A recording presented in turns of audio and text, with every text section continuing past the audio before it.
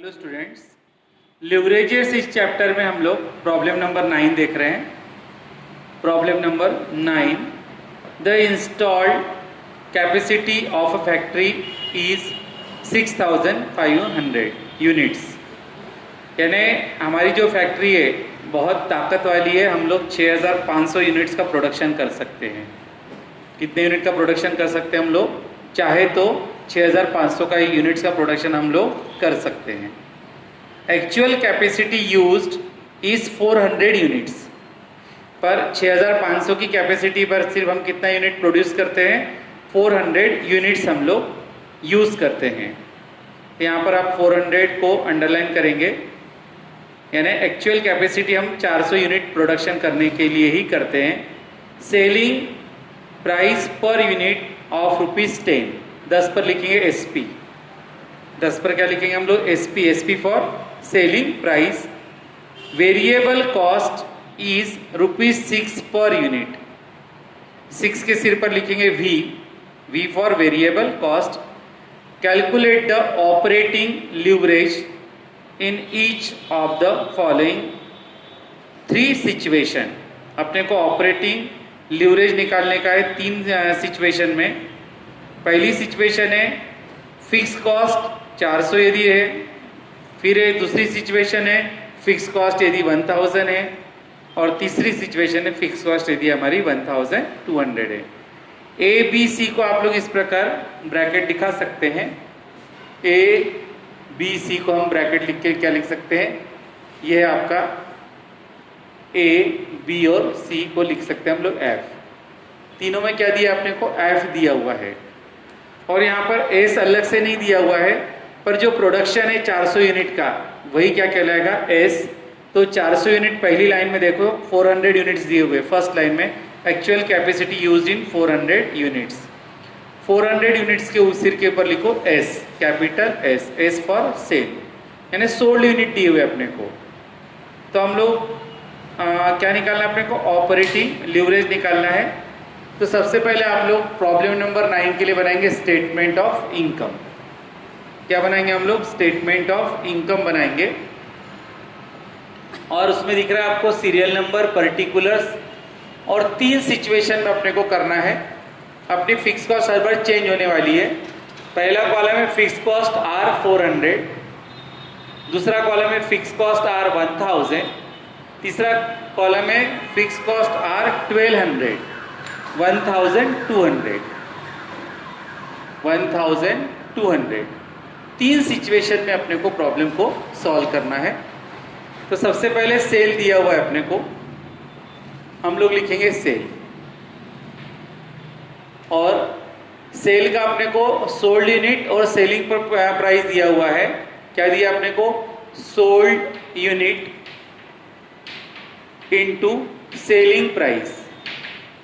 Sold unit into selling price. अपने को यहाँ पर सोल्ड यूनिट कितना दिया है? 400 unit. 400 unit into rupees selling price मुझे लगता है 10 है। देख लो, मैंने सब आपको लिखवा दिया है जब भी प्रॉब्लम पढ़ते समय। तो सेलिंग प्राइस आपकी कितनी है? 10। तो आपका सेल हो जाएगा, यहाँ पर मल्टीप्लाई करते हैं इसको, यदि मल्टीप्लाई करते हैं तो कितना आएगा? 4000। तो सेल्स हो गया हमारा 4000, 4000, 4000। सिर्फ फिक्स कॉस्ट में अपने को चेंज करना पड़ेगा, बाकी क्या है? कॉमन रहेगा। उसके बाद माइनस करेंगे हम लोग वेरिएबल कॉस्ट। माइनस क्या करेंगे हम लोग? वेरिएबल कॉस्ट, जिसको क्या बोलते हैं हम लोग? वी, जिसको बोलेंगे हम लोग वी। ये हो गया हमारा एस। ये क्या हो गया हमारा? एस। अब क्या निकालेंगे? वी। और वी के लिए भी आपको क्या दिया हुआ है? पर यूनिट का कॉस्ट दिया हुआ है, वेरिएबल कॉस्ट। तो वो हो जाएगा तुम्हारा 400 यूनिट।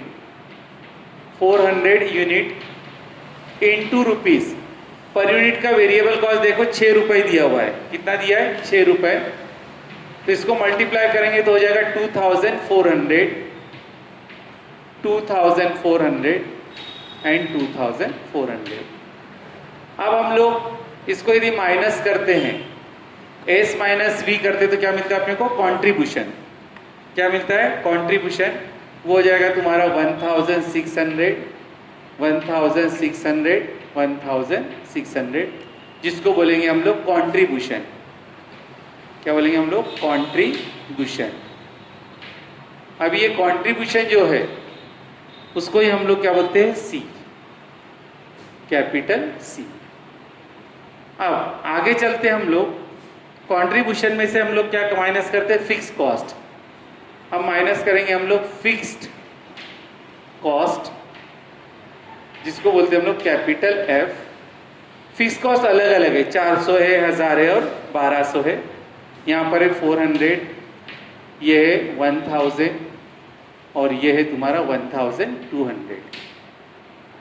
इसको यदि हम लोग कम करते हैं, फिक्स कॉस्ट सिर्फ चेंज हो रही है आपकी, तो ये हो जाएगा तुम्हारा 1200 हो जाएगा पहला, फिर यहाँ से 1000 चले गए तो ये 600 बचेगा, और 1600 में से 1200 यदि हमारे चले जाते तो कितना हो जाएगा? 400। कितना हो जाएगा हमारा? 400। अब ये क्या हो गया? सी में से एफ माइनस किया तो क्या बोलते हैं हम लोग? Earning before interest and tax. तो इसको बोलेंगे हम लोग earning, earning before interest and tax, before interest and tax. इसी को बोलते हैं हम लोग EBIT। इसी को क्या बोलते हैं हम लोग? EBIT। तो ये है हमारा EBIT। अब हमें जो जो आवश्यक था, क्योंकि हमारा फॉर्मूला क्या है? अपने को निकालना है ऑपरेटिंग लीवरेज। क्या निकालना है? Operating leverage. उसका फॉर्मूला क्या है? C/EBIT। तो अब यहाँ पर हम लोग टेबल बंद कर देते हैं। अपने को जो रिक्वायर्ड था वो सब अपने को मिल चुका है। अब हम लोग लिखेंगे डिग्री ऑफ ऑपरेटिंग लीवरेज। यहाँ पर लिखेंगे हम लोग degree of operating leverage, degree of operating leverage, degree of operating leverage, और यहाँ पर लिखेंगे हम लोग DOL। DOL बहुत आसान है, डिग्री ऑफ ऑपरेटिंग लीवरेज निकालना बहुत आसान है। DOL इक्वल टू क्या निकालना है अपने को? उसका फॉर्मूला C/EBIT, C/EBIT। अब यहाँ पर टेबल में सब सामने ही दिया हुआ है, कुछ इधर उधर ढूंढने की जरूरत नहीं। तीनों का C कॉपी कर लेते हैं हम लोग। तीनों का C क्या है? 1600, 1600, 1600, 1600। C कॉमन है तीनों का। अपॉन EBIT अपने को यहाँ पर दिया हुआ है 1200, 600 एंड 400। तो अपना सब वैल्यूज यहाँ पर हमने पुटअप कर लिए। अब डिवाइड करते हैं तो पहले का आता है 1.33 टाइम्स, 1.33 टाइम्स। दूसरे को डिवाइड करते हैं तो 2.67 टाइम्स। आप लोग चेक कर सकते हो, टाइम्स यहाँ से उतारना नहीं है। 2.67 टाइम्स, और यहाँ पर आता है 4 टाइम्स, यहाँ पर आता है आपका 4 टाइम्स। तो इस प्रकार हम लोगों ने क्या निकाल लिया? ये डिग्री ऑफ ऑपरेटिंग लीवरेज। ये आपका डिग्री ऑफ ऑपरेटिंग लीवरेज, ये निकाला हमने DOL की। तीनों की वैल्यू हमने निकाली है। अब वक्त आ गया कंक्लूजन का। सबसे पहले हम लिखेंगे कंक्लूजन, उसमें रेगुलर पेन से लिखना है अपने को। कंक्लूजन लिखने के पहले यदि हम देखते हैं तो जो पहली कंडीशन है, फिक्स कॉस्ट जहाँ पर कम है वहाँ पर हम देखते हैं DOL कम है। फिर फिक्स कॉस्ट थोड़ी बढ़ गई तो DOL भी बढ़ गया, और बढ़ गई तो DOL भी और बढ़ गया। तो हम लोग यहाँ पर देख रहे हैं कि जैसे जैसे फिक्स कॉस्ट को ही हम लोग ऑपरेटिंग कॉस्ट भी बोलते हैं। फिक्स कॉस्ट को क्या बोलते हैं हम लोग? Operating cost. तो ऑपरेटिंग कॉस्ट जैसे जैसे बढ़ रही है, फिक्स कॉस्ट यानी कौन सी कॉस्ट? Operating cost. जैसे जैसे ऑपरेटिंग कॉस्ट बढ़ रही है वैसे वैसे तुम्हारा डिग्री ऑफ ऑपरेटिंग लीवरेज भी क्या हो रहा है? बढ़ रहा है। यानी ऑपरेटिंग कॉस्ट के डायरेक्शन में क्या बढ़ता है आपका? क्या बढ़ता है? Operating leverage. कंक्लूजन में लिखेंगे हम लोग रेगुलर पेन से, it is observe from above calculation, it is observe from above calculation that if operating cost bracket में लिखो fix cost, operating cost bracket में लिखो fix cost bracket close, if operating cost get increase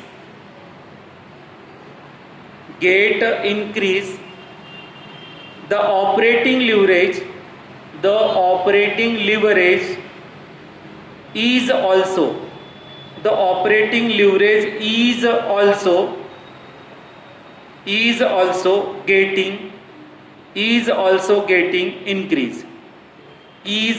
getting increase means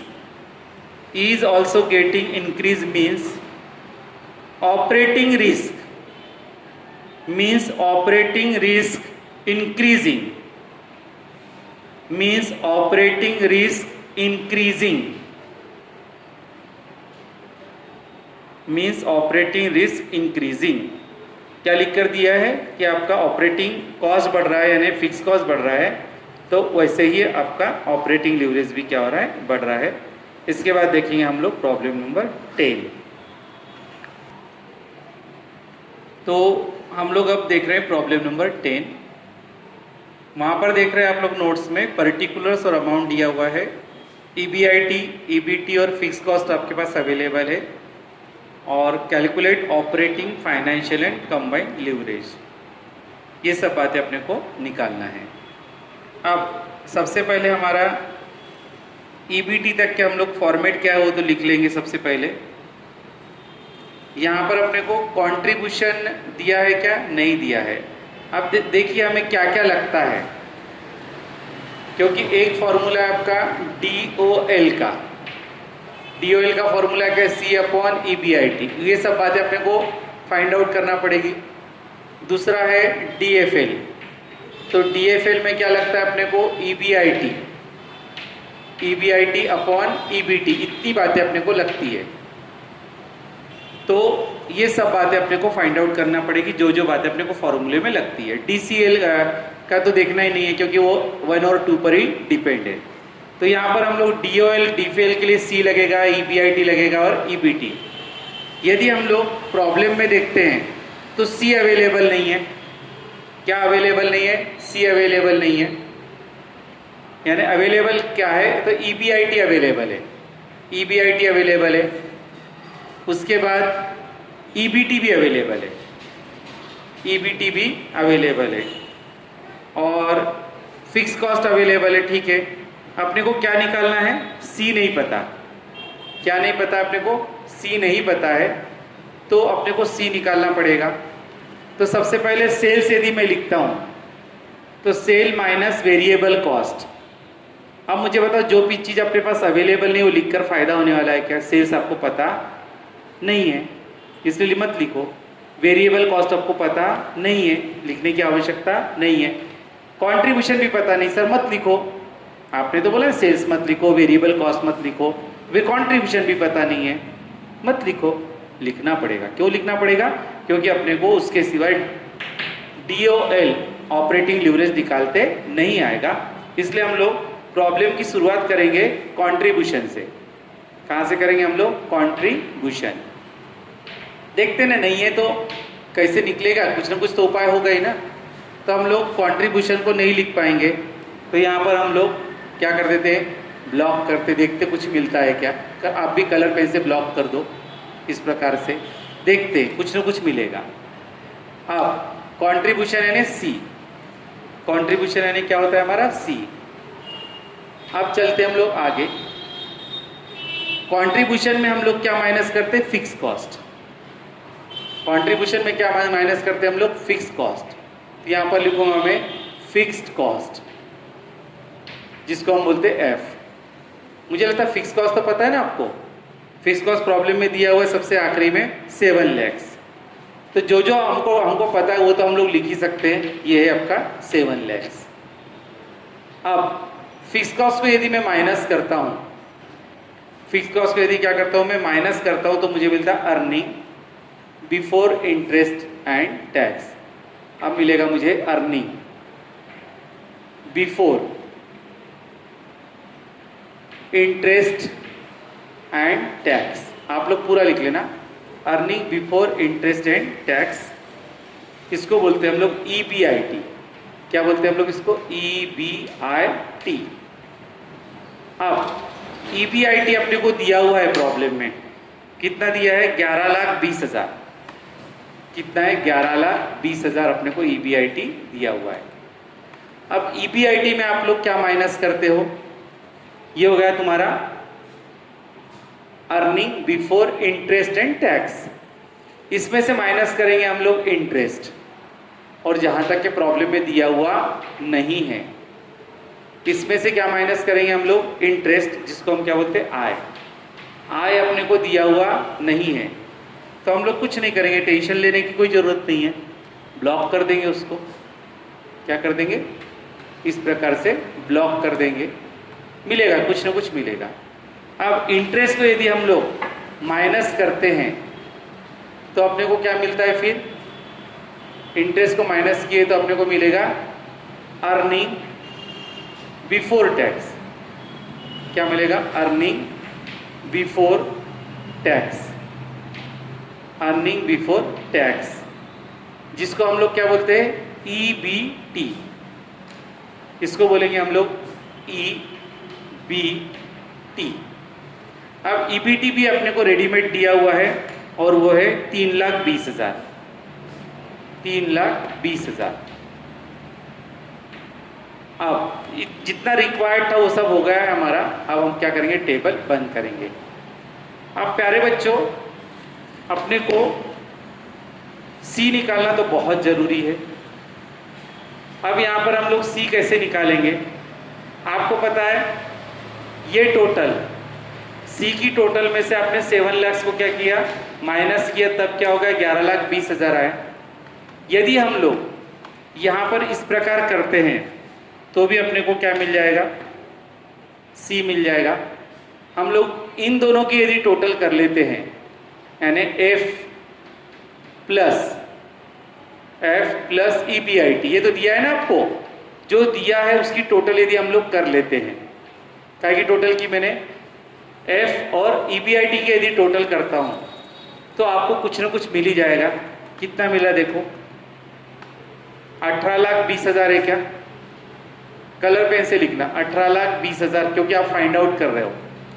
तो formula क्या किया है? F plus EBIT, कुछ नहीं, इन दोनों की टोटल, ये F है और ये EBIT है, इन दोनों की मैंने टोटल की। इसलिए यहाँ पर क्या लिखे है? आपको फिर एग्जाम के समय भूल जाओगे, इसलिए F प्लस EBIT किया है, जो भी है मेरे पास अवेलेबल। तो मुझे क्या मिल गया? C।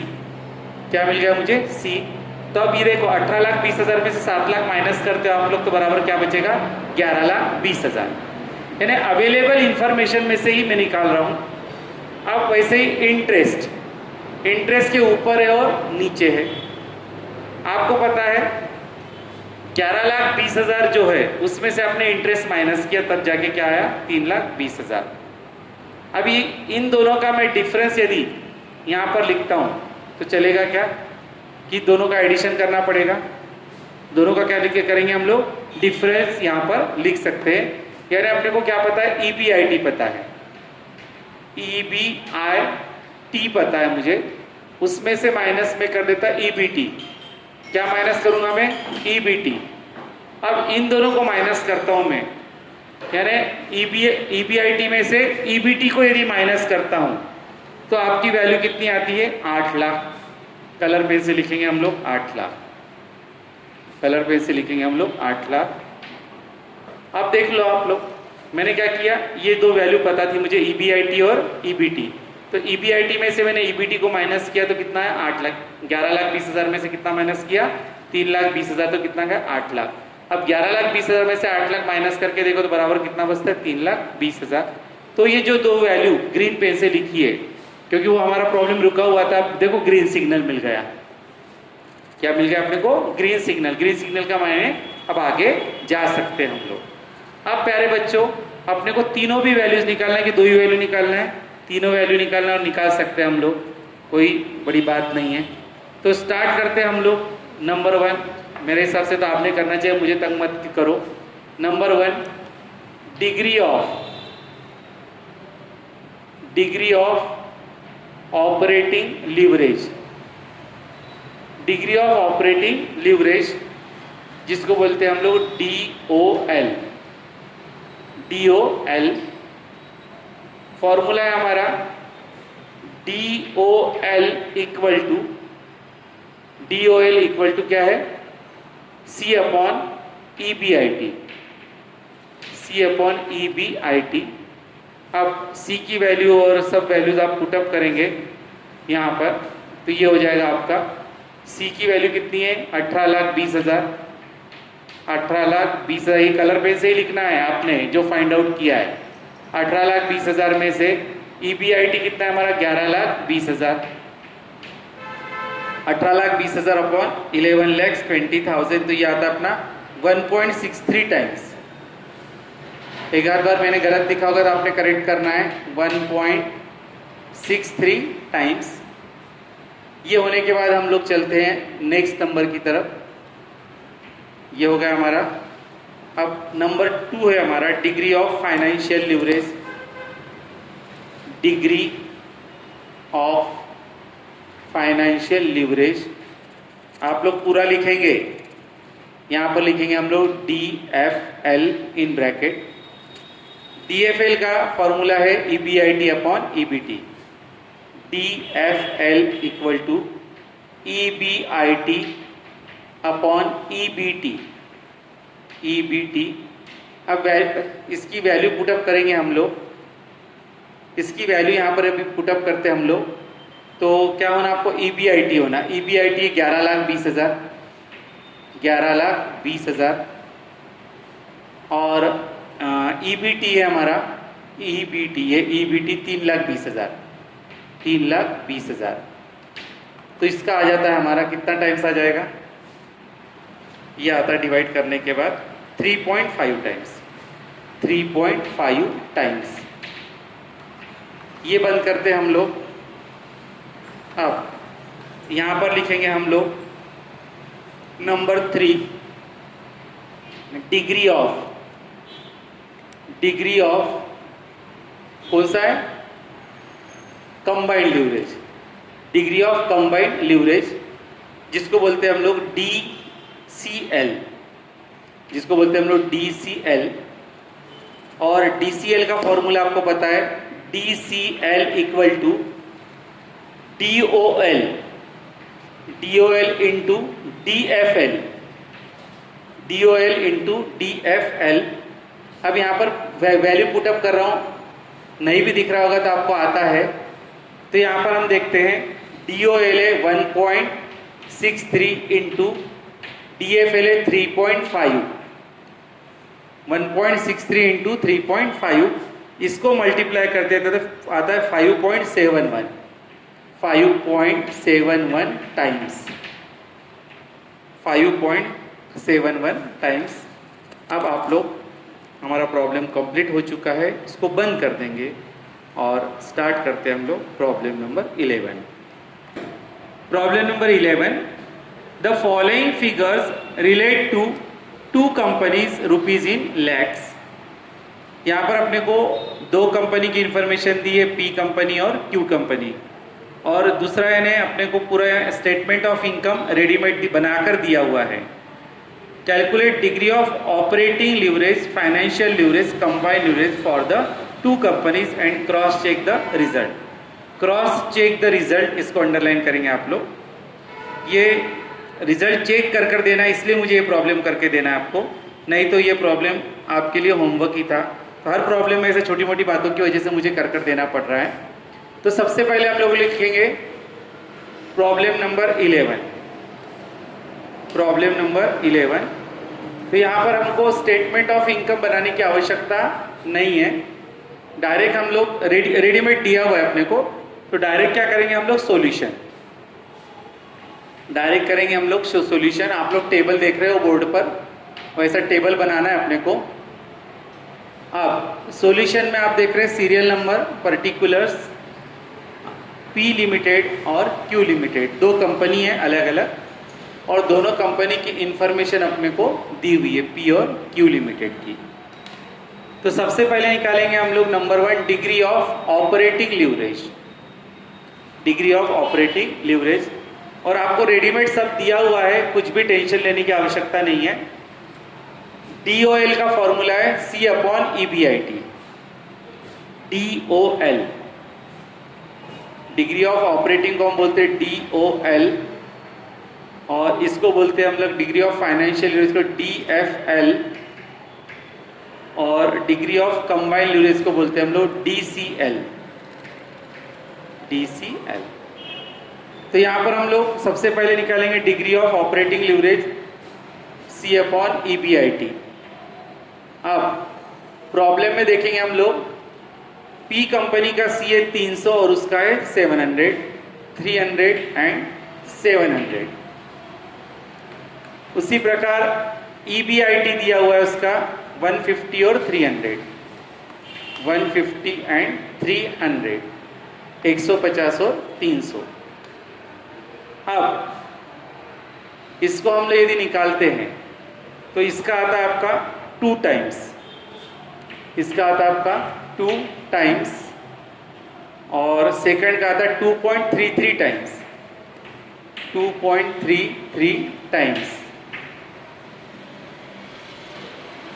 उसी प्रकार हम लोग अब एक लाइन खींचकर बंद करेंगे और फिर लिखेंगे number 2 degree of financial leverage DFL। DFL का फॉर्मूला है EBIT/EBT। अब EBIT तो आंखों के सामने दिख रहा है 150 और 300, यहाँ लिखेंगे हम लोग 150 और यहाँ पर लिखेंगे 300, ये है हमारा EBIT। और EBT को हम देखते हैं तो 100 एंड 200 है, 100 एंड 200। इसको यदि हम डिवाइड करते हैं तो आता है हमारा 1.5 टाइम्स, दोनों का सेम आ रहा है 15 टाइम्स, और यहाँ पर भी 1.5 टाइम्स। एक लाइन खींचकर बंद करेंगे। उसके बाद है number 3 degree of combined leverage, जिसको बोलते हैं हम लोग DCL। उसका फॉर्मूला है DCL = DOL × DFL। दोनों भी वैल्यूज हमें दिख रही है यहाँ पर। यहाँ पर है DOL है हमारा 2 और DFL है 1.5। यहाँ पर है DOL है हमारा 2.33 और DFL है हमारा 1.5। अब इसको हम लोग मल्टीप्लाई करते हैं तो ये हो जाएगा हमारा 3 टाइम्स, इसका आंसर आएगा 3 टाइम्स, और दूसरे का आंसर आता है 3.5 टाइम्स, 3.5 टाइम्स। यानी अपने को अब टेबल बंद कर सकते हैं आप लोग। अपने को यहाँ पर DOL पता चल गया, यहाँ पर अपने को DFL पता चल गया, और यहाँ पर अपने को DCL पता चल गया, DCL पता चल गया। टेबल बंद कर देंगे। ये रूटीन जैसे हम लोग हमेशा जितने प्रॉब्लम किया बिल्कुल वैसा ही करेंगे। अब उसने बोला वेरिफिकेशन करो रिजल्ट का, तो हम लोग वेरिफिकेशन करते हैं। अब देखते हैं हम लोग आगे चलते हैं। ये टेबल बंद कर दिया आपने, ये टेबल आपने बंद कर दिया। उसके बाद हमने एक दूसरा टेबल बनाया है जिसका टाइटल है verification of above result, verification of above result. अब हम लोगों ने एक इमेजिनरी किया है, if sold increase by 10%, if sale increase कर दीजिए उसको। अपने को किसको इंक्रीज करना है? सेल।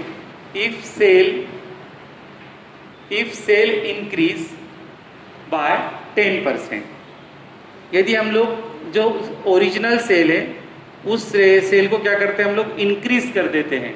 कितने से इंक्रीज करते हैं हम लोग? 10% से। आपको यहाँ पर दिया हुआ है टेबल, उसको फिर से हम लोग अब बनाने की कोशिश करेंगे। अब जैसे यहाँ पर सेल दिया है 500 और 1000, दिख रहा है आपको? तो उसमें इंक्रीज करना है कितना अपने को? 10%। तो यहाँ पर मिलेगा अपने को न्यू सेल। क्या मिलेगा अपने को? New sale. अब न्यू सेल में क्या करना है अपने को? पुराने सेल में 10% प्लस करना है। पुराना सेल है P का 500, उसमें क्या करना है? प्लस 10%। प्लस क्या करना है? 10%। और Q का सेल है 1000, Q का है 1000 प्लस 10% सेल, प्लस 10% सेल। अब 500 का मैं प्लस 10% किया तो कितना हो जाएगा? 550। तो न्यू सेल हो जाएगा हमारा 550। उसी प्रकार 1000 में हम लोग 10% यदि करते तो कितना हो जाएगा हमारा? 1100। कितना हो जाएगा? 1100। अब ये जो टेबल बना रहा हूं मैं किसके बेस पे बना रहा हूं? जो आपके नोट्स में जो इंफॉर्मेशन दी है 11 नंबर के, इसमें जो टेबल बनाया है स्टेटमेंट ऑफ इनकम, उसी में मैं क्या कर रहा हूं? थोड़े से चेंजेस कर रहा हूं। हम लोगों ने सेल को बढ़ा दिया कितना? 10%। आपको पता है सेल जैसे ही ये प्रोडक्शन बढ़ता है तो वेरिएबल कॉस्ट भी बढ़ती है। तो सेल बढ़ेगा तो ऑब्वियसली प्रोडक्शन भी बढ़ेगा। सेल बढ़ेगा तो क्या बढ़ेगा? प्रोडक्शन कॉस्ट भी, अपनी वेरिएबल कॉस्ट भी क्या होगी हमारी? बढ़ेगी। तो यहां पर करेंगे माइनस वेरिएबल कॉस्ट, ये हो गया आपका S। उसके बाद है minus variable cost, variable cost जिसको हम बोलते हैं V। अब V निकालना है मुझे, तो यहां पर पुराना V कितना है? 200, उसमें भी इंक्रीज होगा। प्रोडक्शन बढ़ता है तो ये भी इंक्रीज होता है, तो यहाँ पर भी हो जाएगा 200 प्लस 10%। पुराने V में हमको इंक्रीज करना पड़ेगा 10%। उसके सेकंड में है 300 प्लस 10%, 300 प्लस 10%। ये 200 और 300 कहाँ से लाया मैंने? आपके नोट्स में जो पुराना टेबल दिया हुआ है उसमें देखो 200 और 300 है पुरानी वेरिएबल कॉस्ट। उसमें आपको कितना इंक्रीज करना है? 10%, 10%। क्योंकि उतना प्रोडक्शन बढ़ा इसलिए वेरिएबल कॉस्ट भी क्या होगी? बढ़ेगी। तो ये हो जाएगा हमारा 220 और 330, 220 और ये हो जाएगा हमारा 330, 220 और 330। अब ये माइनस करते तो ये आएगा हमारा कंट्रीब्यूशन, कंट्रीब्यूशन इसको बोलते हैं हम लोग कंट्रीब्यूशन। अब ये कंट्रीब्यूशन यानी क्या हो जाता है हमारा? C। कंट्रीब्यूशन यानी क्या होता है? C। अब ये C कितना है तो माइनस करेंगे हम लोग, तो आता है 330 और 770, 330 और 770, ये होगा हमारा C। C के बाद हम लोग माइनस करेंगे फिर फिक्स कॉस्ट। आपको पता है फिक्स कॉस्ट कभी नहीं बदलती। प्रोडक्शन के डायरेक्शन में मैंने बिगिनिंग में जब इसको इंट्रोड्यूस किया चैप्टर को, तब मैंने बताया फिक्स कॉस्ट कभी भी बढ़ती नहीं है। तो fix cost as it is रहेगी। फिक्स्ड कॉस्ट जैसे फैक्ट्री रेंट हो, ऑफिस रेंट हो, ये फिक्स कॉस्ट है। प्रोडक्शन बढ़ा नहीं बढ़ा, कम हुआ नहीं हुआ, तो भी रेंट हमारा वैसा का वैसा ही रहता है। इसको बोलते हैं हम लोग F। अब फिक्स कॉस्ट को एज इट इज हम लोग कॉपी करेंगे। आपको जो पुराना स्टेटमेंट में दिया है, और वो दिया है 150 और 400। कितना दिया है? 150 और 400। अब इसको हम लोग फिक्स कॉस्ट को यदि माइनस करते हैं तो 180 और 370, 180 एंड 370। अब C में से हमने फिक्स कॉस्ट को माइनस किया तो क्या मिलेगा अपने को? Earning before interest and tax. इसको बोलेंगे हम लोग earning before interest and tax. Earning before interest and tax, तो यहां पर हम लोग लिखेंगे EBIT, EBIT। अब इसके बाद हम लोग यहाँ पर टेबल को बंद कर रहे हैं। यहाँ पर टेबल को क्या कर रहे हैं हम लोग? बंद कर रहे हैं। अब हम लोग निकालेंगे percentage change in EBIT। Title लिखेंगे हम लोग percentage change, percentage change in EBIT। Percentage change, percentage change in EBIT। अब देखते हैं हम लोग सेल बढ़ने से EBIT के परसेंटेज में कुछ चेंजेस हुए हैं क्या। अब ये करते समय हम लोग एक रेशियो ये करेंगे P के लिए और सबसे पहले हम लोग किसके लिए कर रहे हैं? पी लिमिटेड के लिए, पी लिमिटेड के लिए कर रहे हैं हम लोग। अब यहां पर पी लिमिटेड, उसके बाद हम लोग किसके लिए करेंगे? क्यू लिमिटेड के लिए करेंगे। तो यहां पर हम लोग देख रहे हैं, कुछ बातें लिख रहा हूं, थोड़ी समझने में वक्त लगेगा, पहले लिख लेता हूं मैं। यहां पर यदि आप ये लाइन मिटा दे तो भी चलेगा, नहीं मिटाई तो भी चलेगा। ओल्ड ईबीटी, क्या लिख रहा हूं फिलहाल? कुछ नहीं लिखना अपना। ओल्ड ईबीआईटी, समझा देता हूं बाद में मैं। ओल्ड ईबीआईटी, यहां पर भी लिखेंगे हम लोग ओल्ड ईबीआईटी, और यहां पर लिखेंगे हम लोग increase in EBIT, increase in EBIT, increase in EBIT. हम लोग रेशियो रख रहे हैं, वो कैसे बना रहा हूं सब मैं आपको बता दूंगा। ओल्ड ईबीआईटी, ओल्ड ईबीआईटी, यहां इसमें हम लोग रेशियो निकालने वाले हैं। सबसे पहले हम लोग ओल्ड ईबीआईटी देखेंगे। ओल्ड ईबीआईटी आपके नोट्स में मिलेगा। कहाँ मिलेगा? नोट्स में मिलेगा। अब पी लिमिटेड के ईबीआईटी देखो, ओल्ड वाला 150 है, कितना है? 150। ओल्ड ईबीआईटी कहाँ देखा मैंने? गुलाबी नोट्स में, ये जो नोट्स है आपके पास, उस नोट्स में है ओल्ड ईबीआईटी पी कंपनी का 150 है। अब जब ओल्ड ईबीआईटी मेरा कितना है? 150। ओल्ड ईबीआईटी मेरा कितना है? 150। तो मेरा इंक्रीज इन ईबीआईटी कितना होगा? अब देखो न्यू ईबीआईटी कितना है? 180। कितना है? 180। तो यहां पर हम लोग 180 में से पुराना 150 माइनस करेंगे। न्यू ईबीआईटी कितना है? 180, और पुराना ईबीआईटी जो नोट्स में दिया हुआ है कितना है? 150। दोनों को यदि हम लोग ये करते तो इंक्रीज कितना होता है? 30 होता है। कितना होता है? 30। यानी ओल्ड ईबीआईटी मेरा कितना है? 150। तब इंक्रीज इन ईबीआईटी 150 पुराना है, तब इंक्रीज कितना होगा? 30। ये 30 कैसे निकाला? तो 180 में से हम लोगों ने 150 माइनस किया। 180 यानी न्यू ईबीआईटी, और ओल्ड ईबीआईटी 150 नोट्स में दिया हुआ है, उन दोनों का डिफरेंस कितना है? 30। यदि ओल्ड ईबीआईटी परसेंट में निकालना है ना मुझे, किसमें निकालना है? परसेंट में। तो मैं लिख के लूंगा ओल्ड ईबीआईटी कितना लूंगा? 100। यदि मेरा ओल्ड ईबीआईटी कितना होगा? 100। 100 क्यों लिया? परसेंटेज में मुझे कैलकुलेट करना है, इसलिए। यानी कितना चेंज हो रहा है, कितना परसेंट इंक्रीज हो रहा है, ये मुझे निकालना है। क्या निकाल रहा हूं मैं? कितना परसेंट इंक्रीज हो रहा है। तो ओल्ड ईबीआईटी मेरा 150 है, तो इंक्रीज कितना हो रहा है मेरा ईबीआईटी? ये क्या लिखा है मैंने? Increase in EBIT. तो ईबीआईटी इंक्रीज कितना हो रहा है? 30। यदि मेरा ओल्ड ईबीआईटी मैंने कितना मान लिया? 100 माना। कितना माना? 100। तो मेरा चेंज कितना परसेंट होगा वो देखना है मुझे। तो यहां पर लिखूंगा मैं 100 into 30 divided by 150, divided by 150। तो इसका कितना आ रहा है आपका? 20। कितना आएगा? 20%। कितना आएगा? 20%। परसेंट क्यों लगा है? क्योंकि 100 से कर रहे हैं आप लोग, परसेंट ही निकालना है मुझे। तो यहां पर हो जाएगा इंक्रीज इन ईबीआईटी, यहां पर आएगा therefore increase in EBIT, increase in EBIT equal to 20%। Increase in EBIT काय का उत्तर है? ये पी लिमिटेड का। किसका है? पी लिमिटेड का। Increase in EBIT 20%। चेक करना है तो हम लोग चेक करके देखते हैं। आप देखिए हमारा ओल्ड ईबीआईटी, ओल्ड ईबी, ये लिखना नहीं है, बाहर का लिखना नहीं है, सिर्फ चेक कर दूं।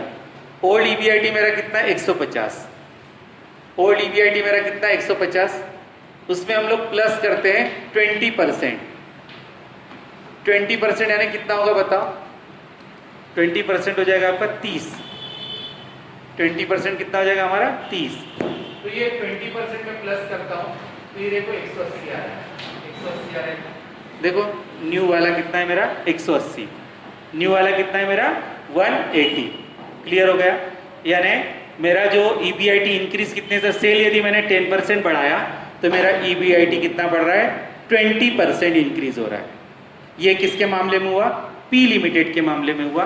अब हम लोग चलते हैं आगे, दूसरा लेंगे हम लोग किसके मामले में, क्यू लिमिटेड के मामले में। अब यहाँ पर लिख रहा हूँ मैं क्यू लिमिटेड। सेम वैसा ही करना है अपने को जो मैंने अभी किया है, उसी तरह से हम लोग किसके बारे में करेंगे, अब क्यू लिमिटेड के मामले में करेंगे। यहाँ पर भी लिखेंगे हम लोग ओल्ड EBIT, ओल्ड EBIT। यहाँ लिखेंगे हम लोग ओल्ड EBIT, यहाँ पर लिखेंगे ओल्ड EBIT, और आखिरी में लिखेंगे increase in EBIT, increase in EBIT, increase in EBIT। अब यहाँ पर भी हम लोग रेशियो रखेंगे। सबसे पहले आप लोग नोट्स में देखेंगे क्यू के नोट्स में, हम नोट्स में देख रहे हैं क्यू में ओल्ड EBIT हमारा PBIT यानी EBIT होता है 300 दिया हुआ है। कितना दिया हुआ है, 300। ओल्ड हमारा 300 है, तो इंक्रीज के मामले में हम लोग निकालेंगे 370 है हमारा कौन सा, न्यू वाला। तो यहाँ लिखूंगा मैं 370 माइनस 300, यानी न्यू में से हम लोग ओल्ड माइनस करते हैं तो कितना दिख रहा है वो 70। कितना गया वो 70।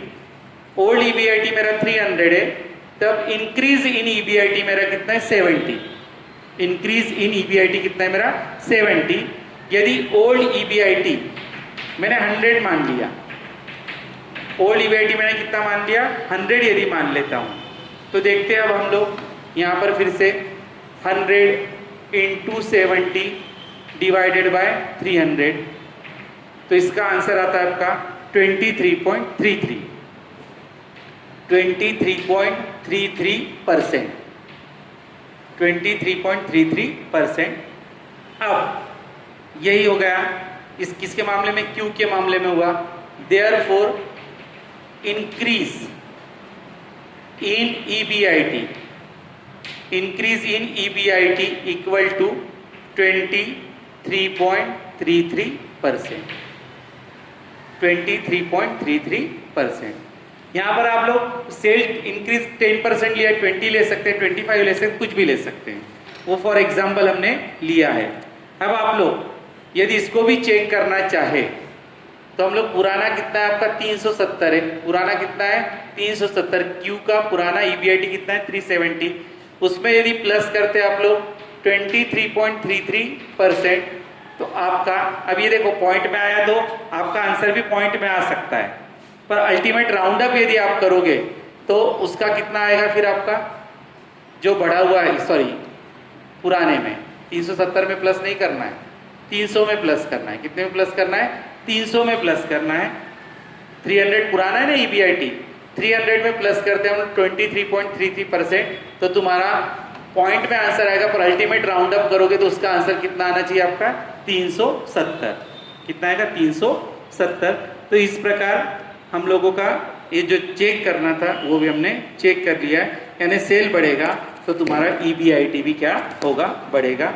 इतना है, अलग अलग कंडीशन में वो अलग अलग बढ़ सकता है। अब यहाँ पर हमारा 11 नंबर कंप्लीट होता है। अब देखेंगे हम लोग नेक्स्ट वीडियो में प्रॉब्लम नंबर 12।